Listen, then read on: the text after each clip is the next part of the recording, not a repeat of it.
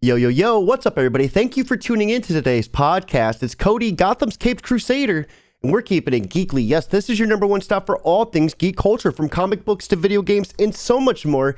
And man, oh man, am I excited, because not only has there been some awesome heavy-hitting news lately, but we have some fresh DC polls right off the press.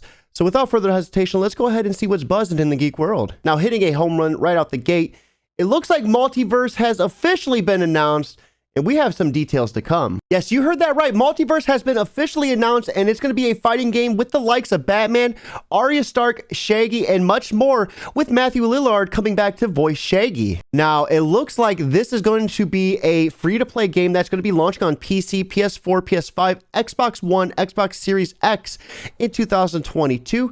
And it's going to be crossplay. Now, with dedicated servers, rollback netcode, and seasonal content, one of the biggest things that's going to set Multiverse apart from others' games is its 2v2 cooperative play, which is going to pit teams of two against one another. Now, one of the examples given in the Multiverse trailer was Jake the Human from Adventure Time utilizing a rabbit hole made by his partner Bugs Bunny. Now, nothing is more fulfilling than seeing the meme of Shaggy come to life, and I gotta be honest, this game looks like it's going to be a lot of fun, and I'm curious to see how much of a contender it's going to be against Super Smash Bros.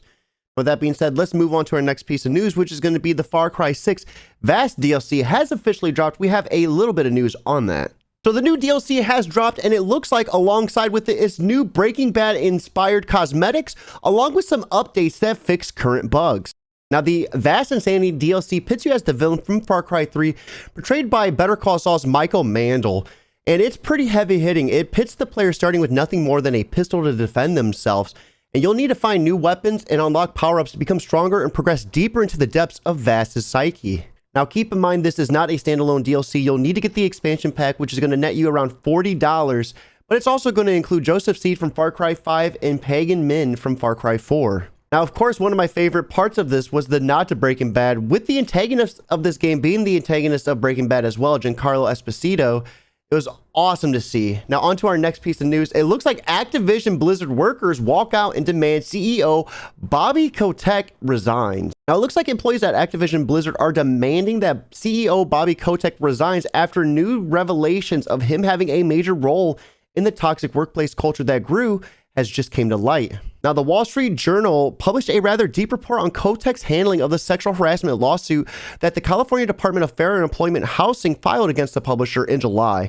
Basically, it outlined a rather deep claim that Kotick not only knew about the worst cases of abuse, but went out of his way to protect the employees accused of harassment. Now, while Kotick is obviously denying this, the claims reported by the journal are extensive and numerous, with a handful standing out. Now, a lot of people are speculating that nothing will happen since he's been with the company for quite some time, but with the company in such negative light, only time will tell what happens. Leave a comment down below letting me know your thoughts on what you think so far. Now, with that being said, that does wrap up this Week in Geek, but stay tuned. We got those fresh posts coming right off the press, and we're going to be starting with Nightwing issue 86, written by Tom Taylor, with art being done by Robbie Rodriguez. Now, Fierce State Part 3 of 3 begins with the Bat family arriving at the clock tower just in time to watch it explode, and their faces are covered with horror as they realize that Cass and Steph were within that tower, and surely they couldn't survive. Now, they're digging through the rumble to look for their friends, and we see Nightwing. His fingertips are bloodied. He's lifting up boulders. He's aching. He's sore. And there's just no way these two are alive until we hear Oracle's radio beep.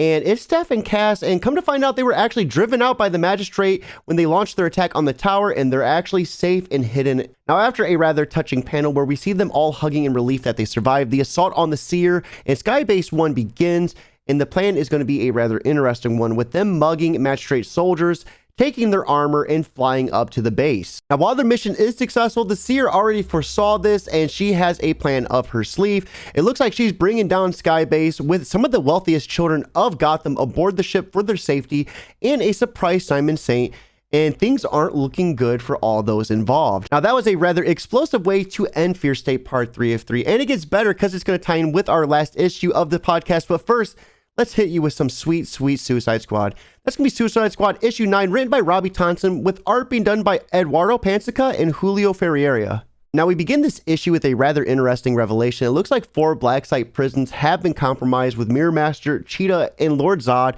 and a Parademon being taken. Now, we pivot to the final frontier with the Suicide Squad led by Match, and they're heading to space aboard an old Earth 424 Kryptonian spaceship. Now, we see the other squad diving deep into the Atlantic Ocean, led by Rick Flag, and he's the one who took the other 4 villains with him. They're searching for Fisherman, and with the promise of revenge, they break him from his prison. Now, aboard the spaceship, we see a rather interesting conflict break out between Major Force and Ambush Bug, and with some interesting dialogue via the fourth wall, we see them all 3 get shocked, including their leader, Match. Now, after Ambush Bug, Major Force, and Match are shocked and knocked out by Waller, she contacts Culebra and lets her know to take care of them. Not only that, but if she doesn't retrieve what she wants, then she's going to be left dead for good. While she's having a breakdown, we see Talos come up to her, and he breaks his vows of silence to let her know there's someone on the inside, and they're looking to take down Waller. Now, their mission takes them to an underwater prison on Oa, and things aren't looking good as they're met by Green Lantern, Sojourner Mullen. And while this fight is breaking out, we see Captain Force and Ambush Bug break off to capture Yorick, and they are met by a rather interesting force as well, which appears to be an army of Hawkmen. Now, things are not looking good as always for the Suicide Squad, and I'm left wondering what is going to happen in their failure to launch issue. With that being said, we're going to be moving on to our last book of the week, which is going to be Batman issue 117, written by James Tyron IV, with art being done by Jorge Jimenez. Now, we begin this issue with Simon Saint in a complete meltdown, unable to comprehend how a man in a suit is able to evade death for so long. And this is when the Bat family breaks in, following up from Nightwing issue 86, leading us to the end of Fear State. Now, while we see Peacekeeper 1 and Batman in a brutal slugfest, we see Miracle Molly trying to stop Scarecrow's fear bomb, but he's able to plant a seed of doubt in her mind, and she has plans of her own. Now, in Eden, just as Poison Ivy is about to bring down Gotham City, we find that the gardener took her most precious and innocent part and planted it safely away, giving her the opportunity to absorb it. Now, once she's made whole again, she does her best to calm the city of Gotham down by means of lowering the temperature and releasing pheromones that calm the people down and make them not so afraid anymore. Now, we pivot back to Peacekeeper 1 and Batman, who are still in their all-out brawl, and he is certain he can salvage this for the Magistrate, but Batman has other plans, and he's going to stop him by any means possible. Now, after the showdown, though, we are revealed that this is not his biggest opponent yet. It is indeed Miracle Molly, because she has rewired that Scarecrow fear bomb, and she has other purposes for it. Man, this is the end of Fear State, and holy shit, was it good. The ending was just everything you wanted, and every step of the way just left you feeling hopeless. Now, with that being said, that does wrap up today's podcast. As always, you can catch me on all of my respective social media platforms at Twitch, Twitter, Instagram, YouTube, and so much more at JobForCody. And as always, if you liked today's video, be sure to hit that big red subscription button, turn on notifications, and most importantly, keep it geekly.